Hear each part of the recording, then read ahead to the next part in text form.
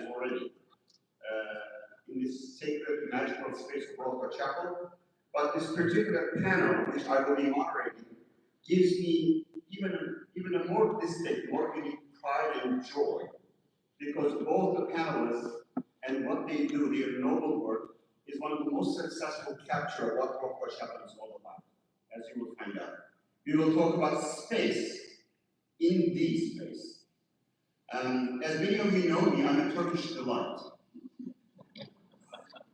And talking about space and memory is a particularly complicated for people like my background. And in many of the world's wisdom traditions, God, divine, synonymously mentioned as a space. And in many places where who owns the memory, who shapes the memory, is an incredibly very difficult question. Just to give you one example, in Turkey, if you recognize Armenian genocide, if you say Armenian genocide publicly, you get 2.5 years in jail. Even you're not even allowed to remember or develop a memory. State criminalizes remembering things or building memorials on a particular story. I got 9.5 years jail conviction because I was not only saying but publicly promoting. So we will complicate this question of who owns memory, who owns the space, in what way we can remember and build memorials in the most thoughtful, constructive, healing way possible. And we have remarkable three leaders, public intellectuals, and scholars who will guide us in this remarkable journey. And the details of their bios in the program, I hope you will look and get to know them, but none of them really needs an introduction. I would like to start out right away. If you could briefly introduce yourself as I ask you this first question, and sort of weave the answer into your own biographical background, I would be grateful. So who truly owns the memory in the public realm? The communities who lived in it, the institutions that fund it, or the designers who shape it? Michael, we will start with you, since you came over. Thank you. So you have friends like me, you don't need any enemies. Yeah. Well, thank you all for being here, and thank you for hosting this I think sacred space is the right word. And we met in Atlanta recently, and you suggested us doing this, so I was so delighted this could happen, especially on the eve of announcing our remembrance part tomorrow with my colleague and friend Walter Hood and Commissioner Rodney Ellis, which is not really good. My background, so leave my background in, and then maybe try to answer that question. I'm an architect and designer by training, and I spent the last 20 years trying to think about, in particular, how kind of obsessed with the idea of how spaces shape us, how buildings, environments around us are not just changing, let's say, the communities outside, which they are, but actually changing us personally, neurochemically, physiologically, the way we think. And I got to that background because my own personal journey, my father was worked on our family home for many years, got very sick with cancer, and we ended up working on our house together, and he survived that cancer journey, in his words, by working on the house, working on the architecture saved his life. And I've been obsessed with that idea ever since. And so my career has tried to find the ways in which buildings can heal us, architecture shapes us. It's got me into work in hospitals around the world, clinics, schools. But I think it took a big turn when I started to work with Brian Stevenson in Alabama, working on spaces of memory at the National Lynching Memorial. And his vision was that, how can this environment, this built space, change us, change our nation, change our national story, transform us as people. And it's through the investment in memory, space, and memory. And that project has changed me, it's changed the way I think about what buildings and structures and architecture can do. In fact, the question I ask is, what can we not do? What can we not remember without investing in physical spaces? And so it's not just the cost of what it is to maybe build a park downtown. It's what's the cost of not investing in that space? What might we erase or lose? And so I think we'll talk about the ways in which memory can be weaponized, and spaces can be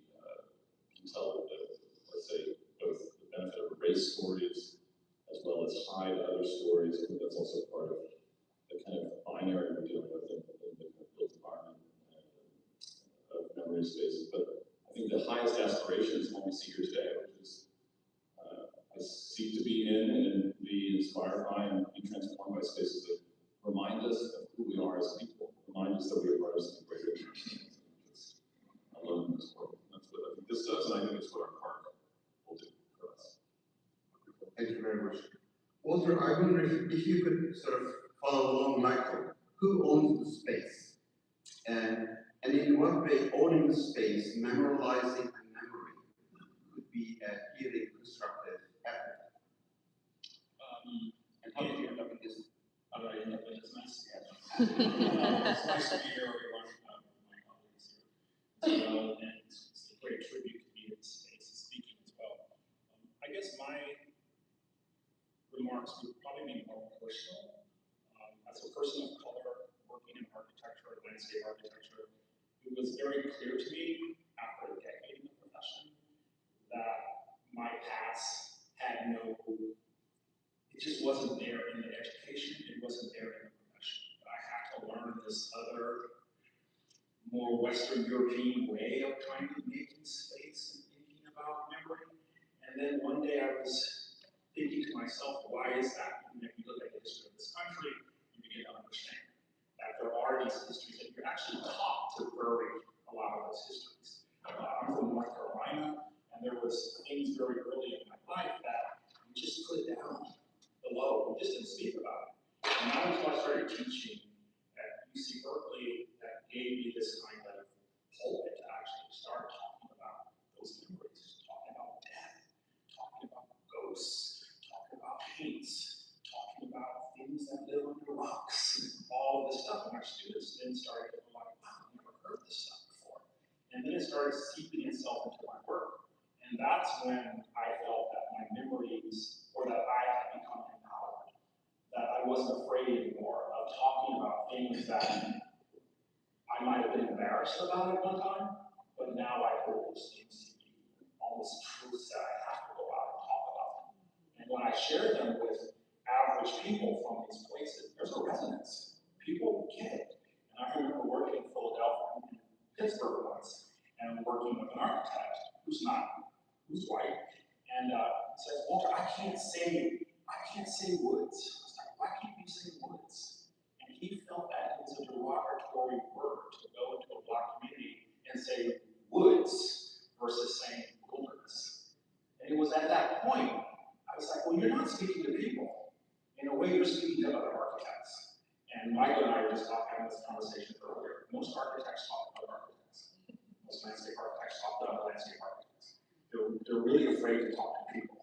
To talk to people, you have to tell the truth, because people know bullshit when they see bullshit, right? And so in a way, I think that's been my journey, being able to actually speak truth to the things that I've lived and what other people have lived, because I do think it belongs to the people. And I think architecture puts itself, and landscape art and urbanism puts itself above people, and that's why our environments look the way they do. Right? If you thought about people in a place and you listen to people, our environments would be amazing. It would be very messy, it would be very diverse, it would be very, very, I don't know, they would just be something you can't imagine. And that's the kind of world I think I want to live in, and hopefully we're going to make this kind of space now. Inshallah, as we say.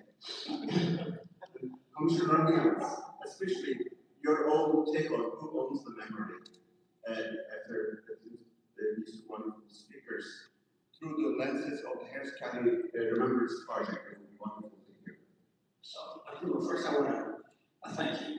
You have quickly become my favorite imam. You to decide to have what I think is the first Juneteenth event. Here says a lot about you and your leadership, so we're so glad to have you here. You should. So I'll reverse it a little bit. First answer is all three. You know, those institutions like philanthropic entities, the architects, the public, it's all three along. But I reverse it this way. I'll tell you who does not know much of it. The people we marginalize the most, the ones who still live above the nightmare. So by and large, I think that memories are shaped by what we see. The statues like people take up arms against the United States of America, and somehow they end up being memorialized as heroes, as they were fighting for states' rights or some cause other than several decades of enslavement. So really, it tends to be our memories are controlled by the folks who have the most influence. Now with the advent of social media and the ability to speak the truth, a lot of that is changing. I went with Rick Jesse Jackson at the last minute to Montgomery for the opening of the lynching memorial. I remember I had the option of sharing a room with Reverend Jesse Jackson. I said, I'll pass. Or I could stay at the truck stop. So I was, 6 miles outside the city staying at a truck stop. But it was so emotional to see so many people show up.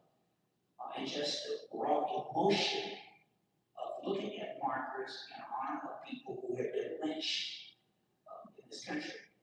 And I started thinking about what I could do if I ever had the opportunity. And it was 2018. 2018, I had just become a county commissioner. And so that was some local rules. And I'll try to pay homage to tomorrow, who would also reach out to Brian students. I chaired the business project for about 14 years, so I know Brian from that circle. But I started off just wanting to bring those lynching awards and put them somewhere. And of course, the community folks I work with want to put them out when people were lynched. Well, they don't want that on that property. So, you have to do engagement. So at some point, I decided to say, well, we'll get the markers, whatever, put them anywhere. We can't sue these people. And, they didn't lynch them, even if there were people that had been part of that group who did it. So it just sort of hit me at some point, by accident. Some of my staffers here, someone was complaining about Woodrow Park downtown.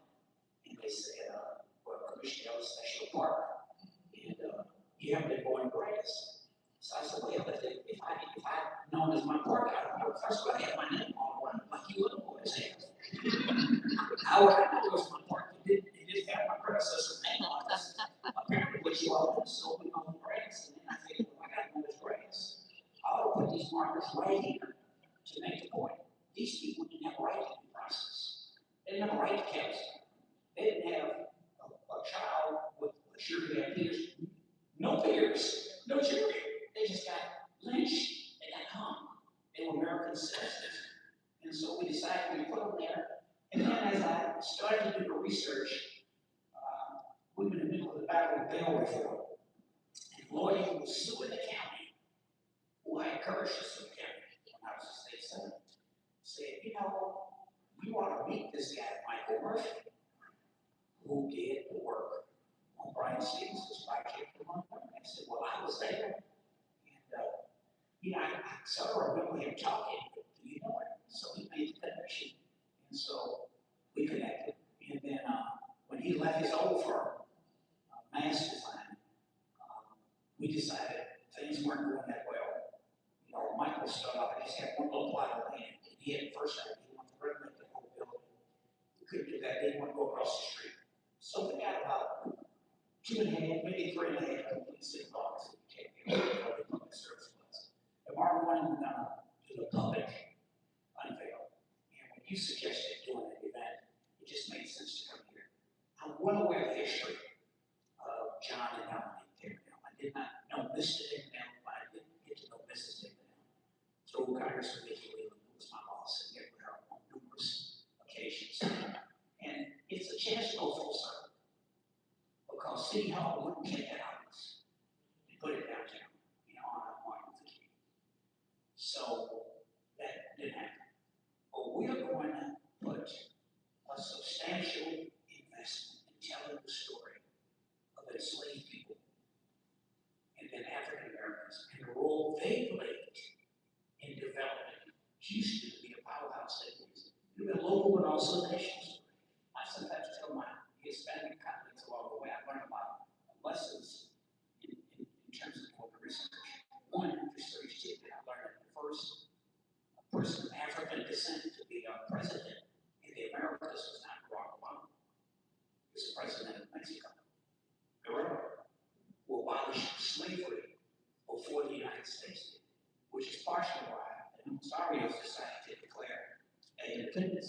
raise things had, somebody else's land, of course you don't pay taxes. People went English first, they speak Spanish. I said, well, we speak Spanish. Second requirement was you had to convert to Catholicism. Well, they weren't going to church. Yeah, we can. The third was you couldn't own slaves. What the hell is that? But so it'll be a way of truth telling.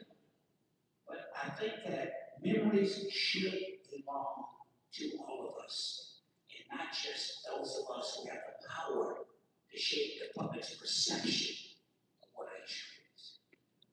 Thank you very much, and thank you for those kind words to the chapel as well. When I first came, I realized we never had a Juneteenth event, especially given our incredible history with John and Dominique and their relationship, their investment in civil rights. It was a major mishap. And when I was looking for a first Juneteenth event, I couldn't imagine anything better than what you all bring here. So I'm grateful. Memory should belong to us all, yet it's a very difficult and messy business. Why is this so difficult? Especially in a few weeks, we are going to celebrate our 250th anniversary as a nation. And we are, in so many ways, so polarized, socially, politically, ideologically. And at Duke University, before I came here, we did a polarization lab. We used every possible available scientific tool to measure levels of polarization in the country. And it shows in so many areas, including Texas, Americans are as divided in the levels of 1850s, pre-Civil War level division. And our divisions and tension, our polarization, especially manifests itself so painfully in the area of who remembers what, and what memory is legend, who owns the memory. Why do you think the concept of memory, dark chapters of the past, why is it so painful for me? Why this is one of the fault lines that polarizes and divides us? And in what way art and architecture could help and shape the collective understanding of our past? Walter, I would like to start with you. Well, you say why is memory so hard? I think, particularly in this country, we don't want to remember painful things. I mean, to kill people, I would imagine, would be something you don't want to keep remembering. The genocide, but so those are dark. I think we have to go back and really think about the foundations of the country. Because even think about pluralism, that out of May 1, right, and very early, immigrants have to basically give up their past to become this new thing. And if you were not included, right, if you were excluded like many of us were, you were never even part of that process of giving something up and becoming something new. And so I think where those breaks happen, I think that's where it's really hard then to recollect. If that makes sense. Like, I think of my grandmother, right, and the stories she used to tell us about her past, the memories that she had. They were painful memories. She only told us those memories. She wasn't out on the street corner, right, saying, but she was telling those to us and gave us pain. And in a way, I don't want to remember those things. But I think the fault line that exists for many cultures here is about, do you give those up to become this one thing, which is this America? And I think that has always been, at least for me, this big issue. Like, what am I becoming if I give that up? If I go to school, get my degree, go out there and get a job, work, have a family, what if I give it up? And a lot of it is my identity, my community, all of that. And I think particularly doing the kind of work we do, we see this a lot in the Black community, is that when some of us leave those places to become this American, we leave those memories behind for those people who are stuck. They're stuck with these memories, and they don't have any way to kind of get out of that. And I guess I'm speaking more conceptually, but those are the things that we find when we're working in places. People are still traumatized by those memories that we left them with. And in a way, it's almost like we see it as privilege that we've made it out, but in a way, we haven't really made it out. Because we've left all of those things behind, and they're still there. They're still there. You go, you can still feel those things. And that's the work to be done. How do you exhume that in a way that's much more celebratory to a certain degree, but still recognizing that there's pain? And I think our project in South Carolina, we talk a lot about being able to live, this is the International African American Museum, being able to live with that pain, but also have joy. And their programming around it, they have like, jazz in the garden. So you're hearing jazz and you're looking at corpses on the ground. Or there's a fashion show, right? There's corpses on the ground and these beautiful black people are parading in these beautiful outfits, but there's this new outfit that's constantly happening. And that's, I think, what has to happen in those communities where we left those memories. We have to go in there and exhume them and be celebratory about that past and be truthful about that past. And that's really hard to do because, as you can see, with architecture and landscape, it's just material put together. It can't do those things. We have to do those things.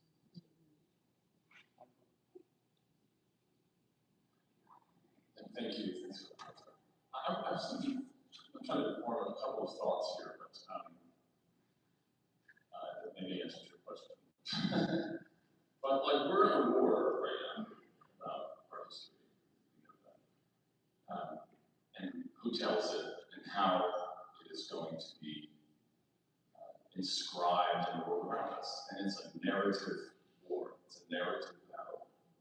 What's happening in Washington, it's not a surprise that there's so much infrastructure, building projects going on. The fight over Lincoln Center's name Kennedy Center's name, is not, it actually should be surprising to us. Because this is a fight about the narrative that we're going to tell our children in the future about who matters. And I think it's important for us to see what's happening in Washington, like what Commissioner was talking about, like the fight over the Confederate martyrs. That was a narrative war. That was a war of building monuments. I say monuments, not memorials, and I think that was the second point we should differentiate between the two. Building monuments that replay a false history in order to empower the current population and hide kind of atrocity, hide history. And that's what's happening now. Same effort, same action, and it's happening through the built world, through monuments and structures and naming and architecture. So a couple lessons from that. One, what do monuments do? What do memorials do? And I differentiate the two because I think memorials are things that are in the space of memory that actually are things that allow us to remember together, to bring us closer to something that we share. Or monuments remind us of the things that we're not, which is a certain identity and power and individual uniqueness, and that we have to look at it in reverence, ostensibly, or be told that it's of importance. So that differentiation is helpful for me to say, well, what are we doing here? I think about, I've been using this a little bit recently because I re-encountered Martin Buber's key dichotomy that he uses and talks about. Buber, the theologian, says, the entire world, the way we think, can always be broken down to the I-thou dichotomy. When I think of myself, when I think of I'm thinking about my own place in the world. That's the monument. Do I matter in history? Who's going to revere me? Do I exist? It's about existentialism. That's why Trump cares so much about it. He's afraid he won't exist. Thou, or when I switch to thou, when I think of everyone in this room, when I think of being here among these people I admire so much, I'm in the space of God, he says. I'm in the space of thinking of how we coexist together. And as godliness, that's the thou framework. And Martin Luther King used Buber's dichotomy, the I-thou dichotomy, in his letter from Birmingham Jail. He said that very thing. He said, we are all tied in this inescapable network of mutuality, a single garment of destiny where whatever affects one affects all. That's the I-thou. That's getting into the frame of thou. So when I think about what's the memorials we have to build in the future, I'll say two things. They have to bring us into the Buber and thou, and they have to remind us that we are part of this thing together. That builds the beautiful space of our collective identity. And two, and Walter mentioned this before, they have to point to our future that we don't actually see right now, that is new. And I think that's an important distinction because not about the future, it's about the past. Who was the last advocate of a triumphal arch for a future city? It was Albert Speer, Hitler's architect, wanted to build a huge triumphal arch for Germania, the new vision of German Nazi empire. They also wanted to build a huge hall, the greatest hall in the world, like the East Wing. It's not unfamiliar, these methodologies of architecture being used as a weapon to reinforce the narrative of history. If I may quickly follow up, how could architecture and art be just the opposite antidote, the vaccine to the disease that we beautiful architecture? Well, that's what I'm trying to say, that like memorials are one of those things, but we have to differentiate. The triumphal arch is not a memorial, right? That's a monument. It's an effort to substantiate a false history. A memorial is something that actually we see ourselves in. It's something like this, something where we're pulled into the collective identity of what we share. That I am part, we are part of this thing together. That is, a cathedral is a good example of that. I love that you call this a chapel. You come in here and it's sacred. Because you're reminded that you're not alone in the world, even if you're standing here alone, and that you share something. So our park, Remembrance Park, that Rodney has envisioned and we're working on, is that kind of space. We want it to be an international destination where people are coming here and seeing themselves in it. They're not just coming to see one story, they're seeing their story in this place. And it's a spectacle, it's new. It imagines an America, a collective force, a collective vision that only Houston can tell. But it points us towards the future. It doesn't drag us into the past. That's a good segue to my question to you, Rodney. What do you want visitors of this beautiful space that you and many people involved are creating? What do you want them to learn from this experience? First of all, it'll be a space for all of us. It'll tell the story of African Americans, which happens to be a key part of the story of the development of our region. I think of Walter's project in Charleston. Charleston was the major port, the largest number of slaves coming into the U.S., many from Congo. I'm going to be pulling for that team, by the way. African American. But I don't think in any way we should be embarrassed by our history, no matter who we are or what it is. We should be embarrassed by trying to hide it. I'm impressed with those stepstones throughout Europe was just a simple idea that started as a pilot project, just to put the names of people who vanished during the Holocaust. But look, African Americans, in my judgment, are some of the most gifted people on the planet. I'm glad I'm here. I love Africa. Sometimes I joke with my African friends that had too much to drink. So I joke and I would say, well, Senator, I was at the legislature, you all were weaker of the species. That's why you ended up being sold into slavery. So I'm just, he's like the premier of the government, had guns, and I don't drink. They had too much to drink. I said, well, this was interesting. Oh, y'all trying to get to America? I'm not complaining. I'm glad my ancestors sold me. I know Tarzan didn't go in and just get all those people by themselves. But the point is, we should be proud that we have overcome that. So I think that it's important to always remember history and point it out so we don't repeat it. America was an experiment. It's certainly nothing strange about people who wrote the Declaration of Independence with those lofty goals and then went back and did inhumane things to human beings that they own. Many of us have that same dichotomy about us. But the point is, it was a vision, it was an aspiration of what we should be. With Michael's project in Montgomery, if the business community, if the politicians had known what Brian Stevens was doing, Ford Foundation told me they had to sign all kinds of non-disclosures because they would have shut it down. The current mayor's father was a great civil rights leader, Joe Reed, his son, Steve Reed, who's the mayor now, and he told me that his predecessor, white mayor, said, I'm so glad they didn't tell me what they were doing. I had to go try to pass along shit. The most visited site in Alabama was not Montgomery, which is what state capital is. It was really Huntsville, the space. Now the most visited site in the state of Alabama is this project. And it's hell to get to Montgomery. You got to change lanes somewhere to get there. But it's off this is like, I hope that this remembrance project will be something that tells our story, but we all benefit from it. You know, we all know that it was enslaved labor that built this great transportation. You had, when you get slavery, they went to convict leasing to go and clear the land for the Port of Houston things.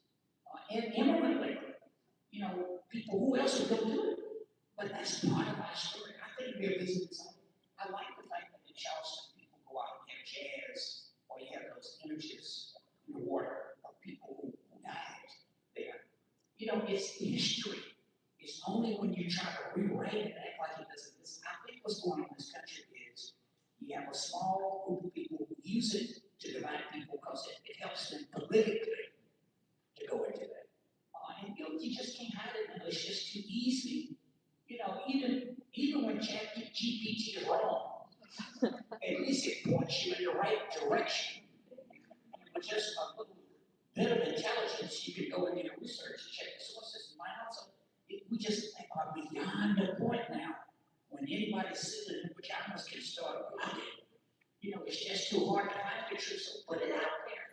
It's history on you. You know, the story of Anna Turk really has inspired a lot of African nations to embolden themselves to take control of their countries. And that's a positive thing. So we learn from one another's stories. And I hope that this park, you know, we'll have some signature art pieces that will make us think.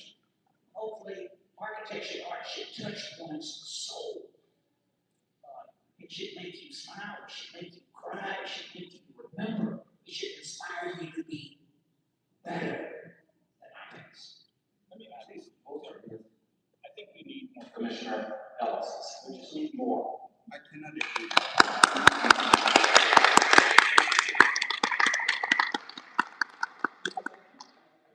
Waste our time, you know, worrying about what they're doing in DC, worrying about all these other things at the national level, but that's not going to change our lives down here in the communities in which we live.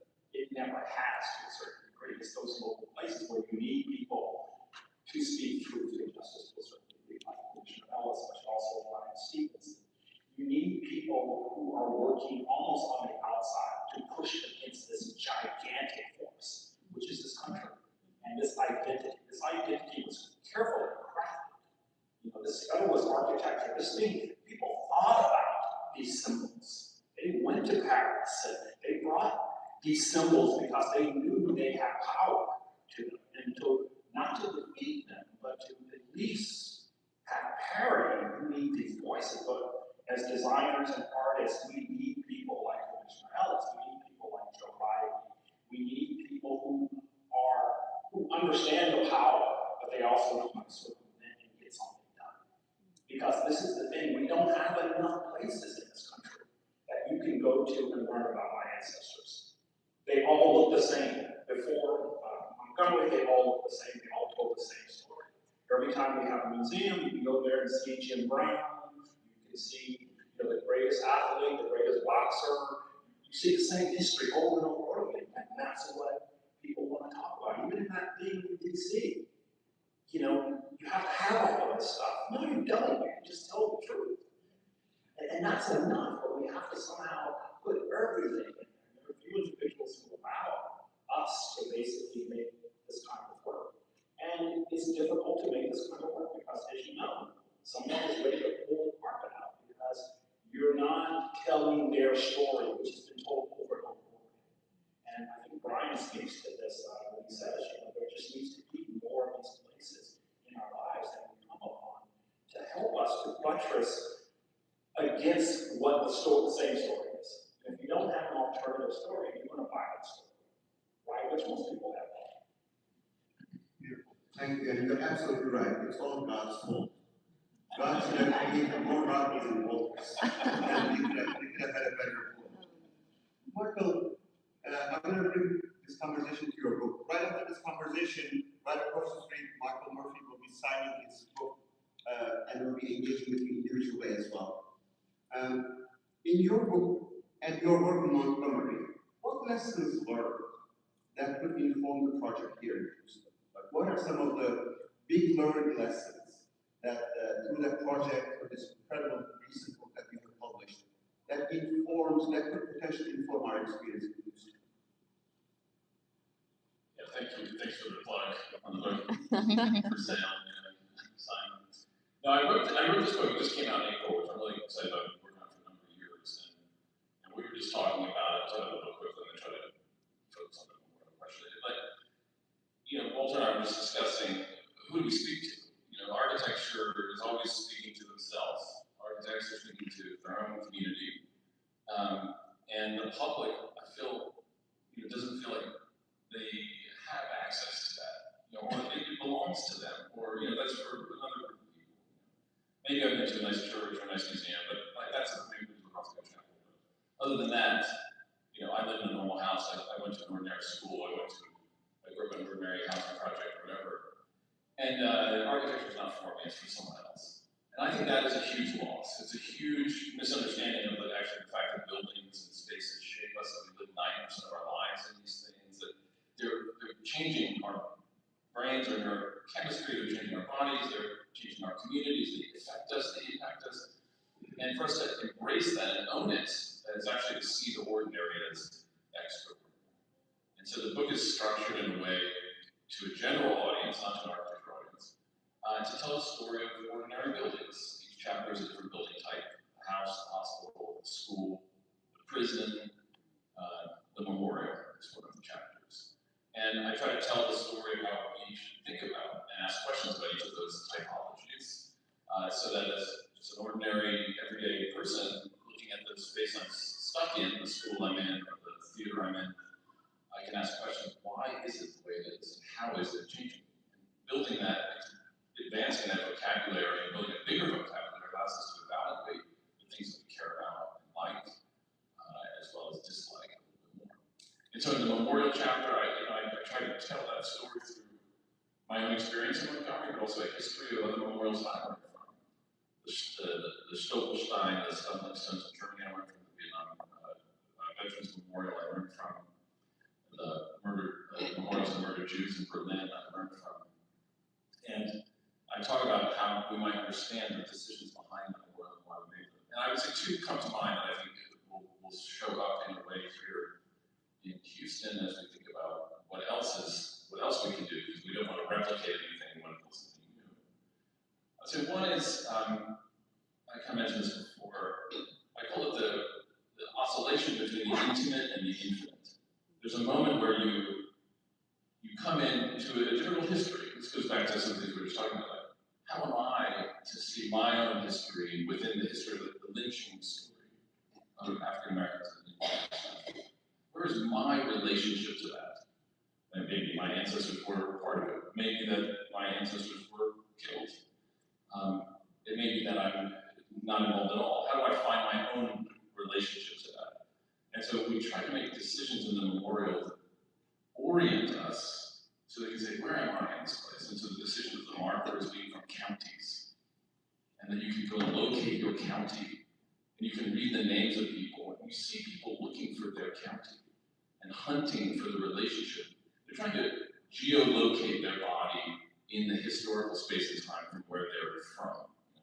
They're trying to orient their history from that. It's actually about trying to see, where am I in this place?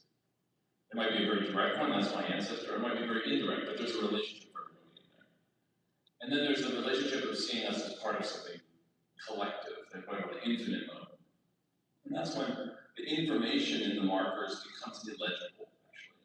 There's so many of them that they rise above you, you descend, and so you actually see these markers rising above you, and you can no longer grasp all the information.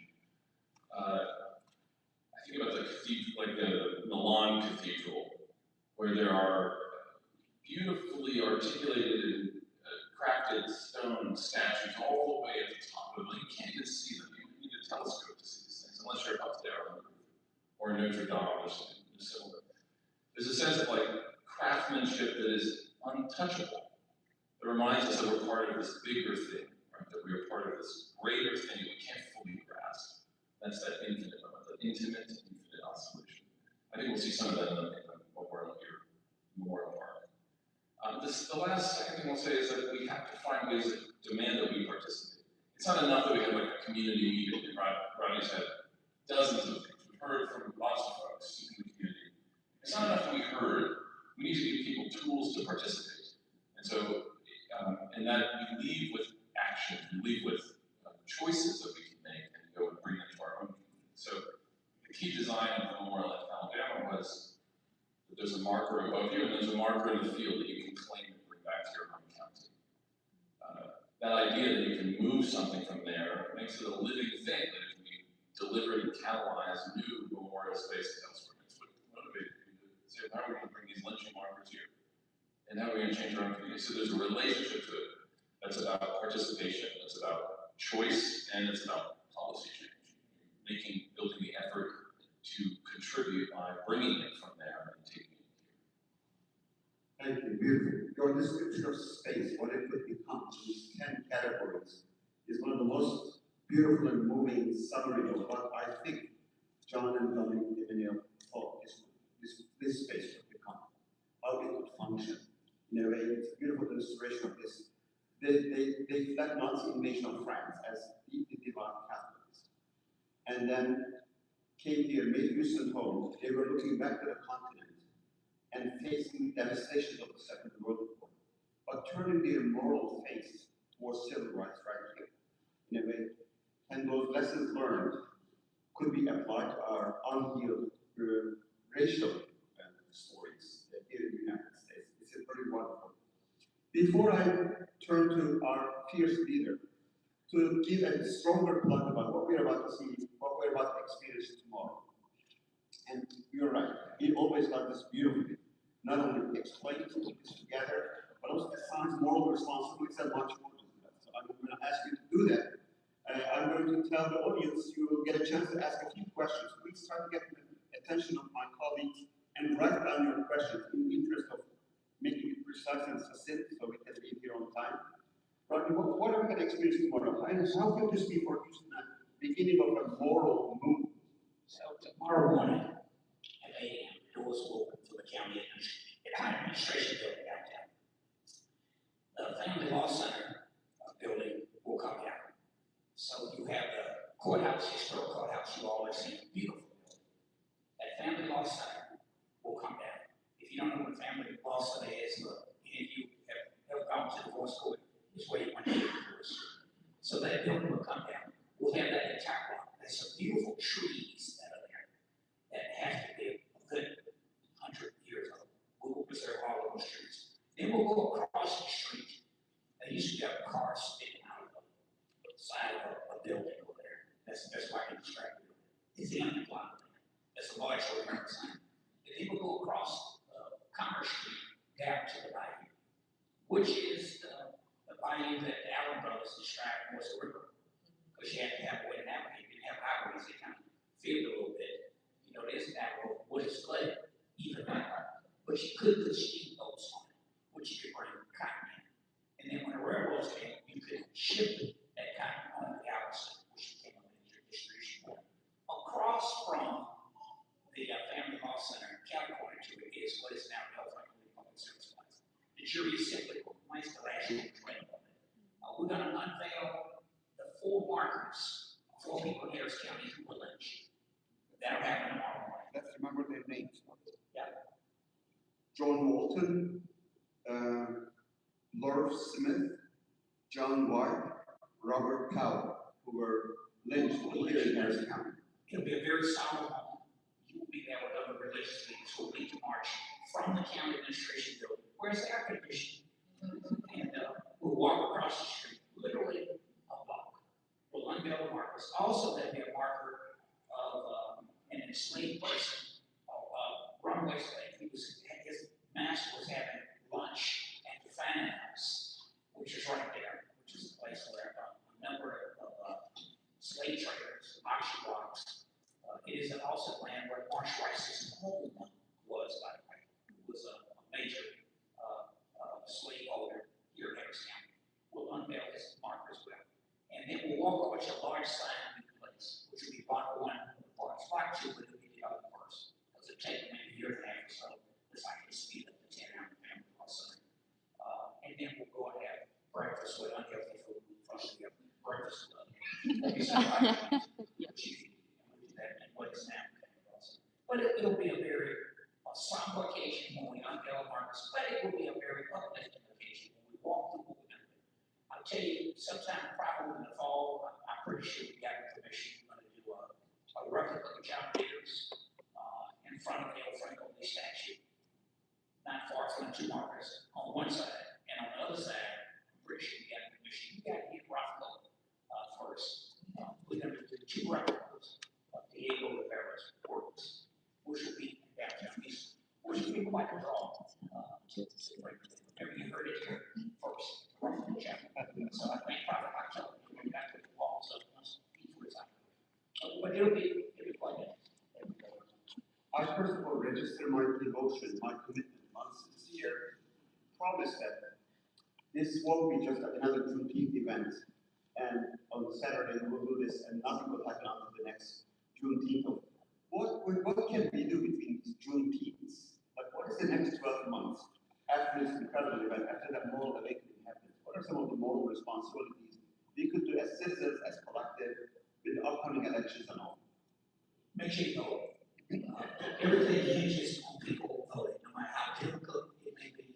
You know, I'm sure there'll be something in this part that will make reference to the struggles we've gone through for people to have the right to vote. But you know, I think of my dad had a poll tax, but he's still enduring. So no matter how challenging it is, you vote. Hey, show some love, some support for this part. I'll have detractors. We'll have folks who will criticize. I hope the philanthropic community, you know, God knows I listen to David now. I was pretty close to it. You know, I do what they're working to acquire some of these art pieces. All of that I cannot do with the government. So we're going to get a lot of support and a lot of love. And we would like to create public intellectual discourse, some conversation, and Rothko Chapel would be honored to host those conversations, much needed conversations over these efforts as well. My colleague will read some of the questions to the panel now. Yes, so thank you all for some of these questions. I have a question here that says, what does holding grief and trauma in one hand and power in reading the other do for a space?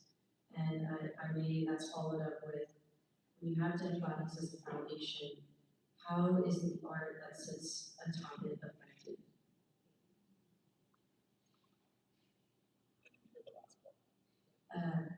When you have dead bodies as a foundation, so I'm assuming whether that's very materially or conceptually, historically, that violence has been done in a space, how is the art that sits atop it affected?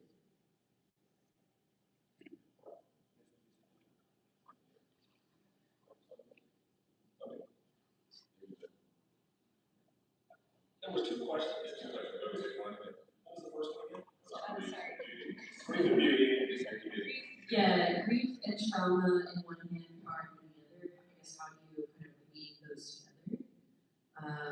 And then, you know, essentially what I've been reading, the other question is, you know, how do you metabolize, process, digest, kind of, you talked about a little bit of holding kind of all these multiple truths at once, but just how is the art affected by history? Yeah, thank you. That's a tough question, but like, I appreciate it. I mean, I think the greatest architecture holds those dichotomies together. You know, they can allow us to see pain and trauma and feel beauty and inspiration. When I was doing, I was going to say that I thought about that earlier. You know, because you are a mom. You know, look, the Bible, the Torah, the Quran, what's everybody about? It's a lot of grief and beauty. Now look, I admit I got to see it theology. But I still thought about minor theology, but when they find the sheet notes of the Bible, I still got it. I think I'm still sharing science. But whatever religion you may practice, we learn so many important lessons from both pain and beauty. You know, I happen to be a Christian, but you know, in any chapter, any verse of the Bible, I mean, it's very powerful. Even politicians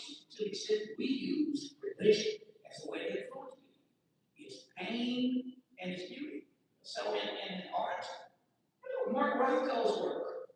I mean, all of us see something different. You know, help me get out of law school. Real stuff like this. You're just supposed to. But I see in his work